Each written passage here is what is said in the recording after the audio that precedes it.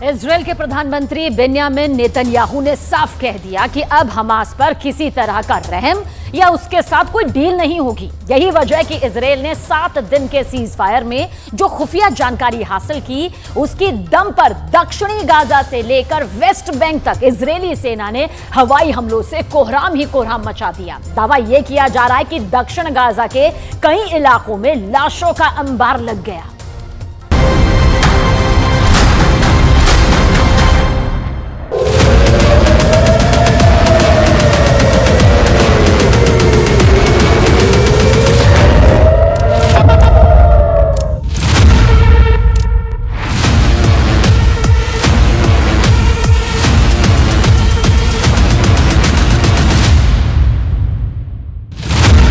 West Bank से Gaza तक 267 हवाई हमले।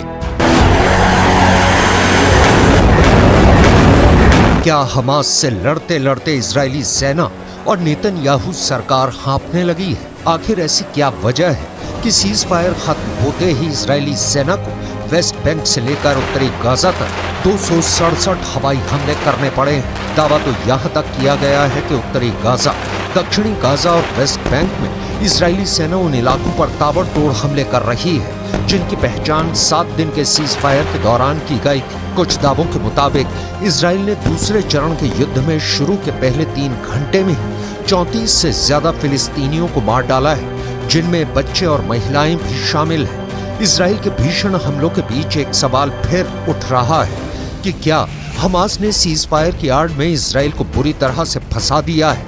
गाजा युद्ध को 50 से ज्यादा दिन हो चुके हैं, लेकिन अभी भी हमास जिंदा है। अभी भी हमास इजराइल में घुसकर हमला कर रहा है। यरूशलेम में हमास के लड़ाकों ने बीच सड़क पर 7 अक्टूबर जैसा मौत का तांडव मचाया और नेतन्याहू और उनकी खूंखार फौज को याद दिलाया है कि हमास को सुरंग वाला लड़ाका समझना इजरायली सेना की सबसे बड़ी भूल है।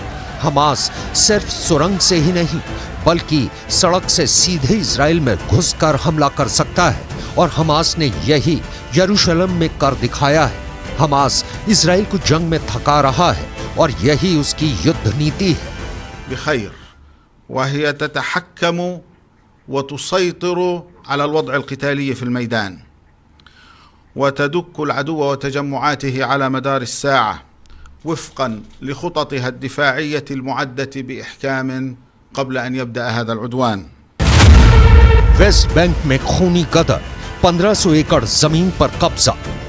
इस वक्त इजराइल के प्रधानमंत्री नेतन्याहू जंग के मोर्चों पर अपने फौजियों का हौसला बढ़ाने में जुटे हैं। इजराइल के सीनियर कमांडर अपने सैनिकों को साफ आदेश दे रहे हैं कि हमास का एक लड़ाका जिंदा नहीं बचना चाहिए। हमास का दावा है कि इजरायली सेना ने 1.5 महीने से ज्यादा की जंग में यूक्रेन युद्ध में मारे गए कुल नागरिकों से कहीं ज्यादा संख्या में फिलिस्तीनियों को मार डाला है। दावा तो यहाँ तक किया जा रहा है कि 1967 के अरब युद्ध से कहीं ज्यादा तादाद में दोनों पक्ष के लोग गाजा जंग में मारे जा चुके हैं। अब सवाल उठता है कि गाजा युद्ध में इजराइल को कितना फायदा पहुंचा और हमास इजराइल के सामने कितनी बड़ी चुनौती इस वक्त बना हुआ है। सबसे पहले आप ये जान लीजिए कि उत्तरी गाजा में ही अकेले 1 लाख के करीब इमारतें इजरायली सेना तबाह कर चुकी है, लेकिन 2.25 लाख के करीब इमारतें अब उत्तरी गाजा में रहने लायक नहीं बची हैं। इधर हमास को हिजबुल्लाह और ईरान से जिस बड़ी सैन्य सहायता और समर्थन की उम्मीद थी, वैसा समर्थन कई वजह से हमास को नहीं मिल पाया है। इधर इजराइल ने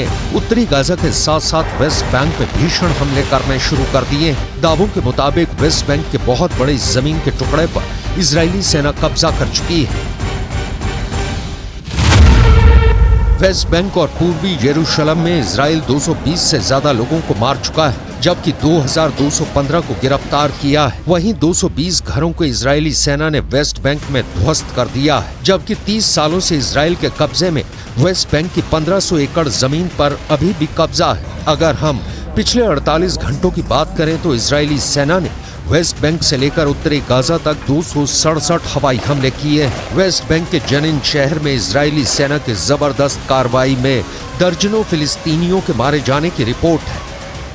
עד עכשיו אנחנו שחררנו 74 חטופים, מהם 50 ילדים ונשים שהיו במתווה המקורי. אנחנו מחויבים להשלים את המתווה הזה, להביא לשחרור כל חטופינו, נשים וילדים, בהמשך כולם, בלי יוצא מן הכלל. वेस्ट बैंक से गाजा तक 267 हवाई हमले।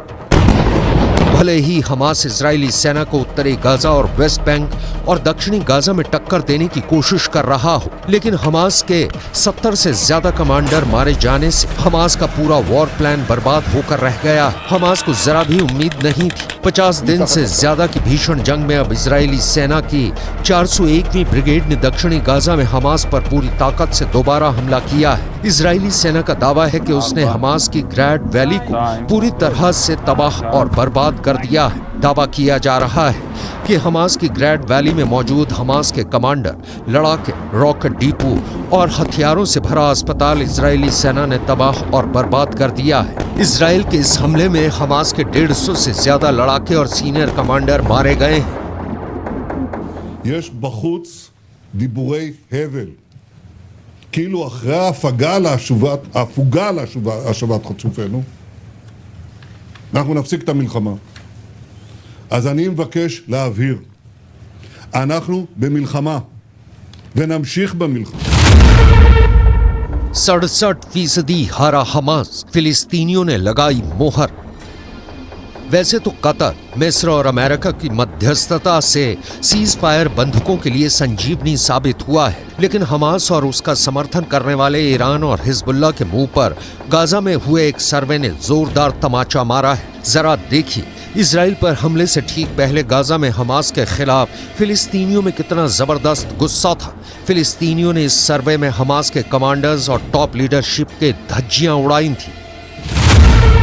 एक अमेरिकी फिलिस्तीनी शोधकर्ता द्वारा बनाई गई एक रिपोर्ट में दावा किया गया है 7 अक्टूबर को इजराइल पर हमास के हमले से पहले गाजा के निवासी हमास को अपना दुश्मन मानते थे। Princeton school of public and international affairs के डीन अमनी जमाल का दावा, हमने अपने सर्वेक्षण में पाया है कि गाजा में 67% फिलिस्तीनियों को हमलों से ठीक पहले हमास पर बहुत कम या कोई भरोसा नहीं था। इस सर्वे के आधार पर तैयार रिपोर्ट में दावा किया गया है कि पूरा गाजा हमास का समर्थन करता है।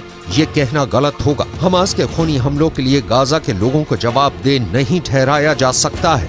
दावा किया गया है कि कुछ अरब देशों के कहने पर अरब बैरोमीटर के जरिए इस सर्वे को किया गया है। हमास और गाजा के निवासियों पर किए गए इस सर्वे को सितंबर 2023 के अंत से 6 अक्टूबर 2023 तक गाजा में किया गया था, जहां 399 लोगों से राय ली गई थी, जबकि वेस्ट बैंक में 790 लोगों पर सर्वे किया गया था और इस सर्वे को जर्नल फॉरेन अफेयर्स में प्रकाशित किया गया था।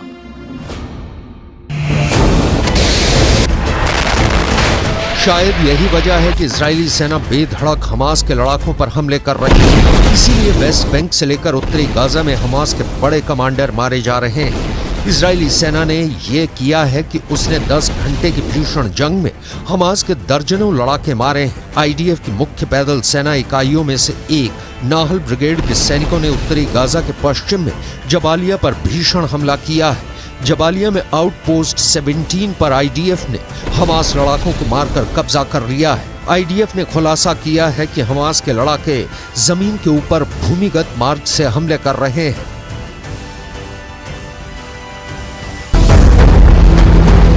आईएसए और आईडीएफ की खुफिया जानकारी के आधार पर एक आईडीएफ फाइटर जेट ने सेंट्रल कैंप ब्रिगेड में हमास के एंटी टैंक मिसाइल यूनिट के प्रमुख इब्राहिम अबू मगसीब को मार डाला है। आईडीएफ के मुताबिक अबू मगसीब के मारे जाने से पहले इजरायली नागरिकों और आईडीएफ सैनिकों पर कई एंटी टैंक मिसाइल से हमला करने जा रहा था। इससे पहले हमास के एंटी टैंक मिसाइल के कमांडर मोहम्मद असर को आईडीएफ ने मार डाला था।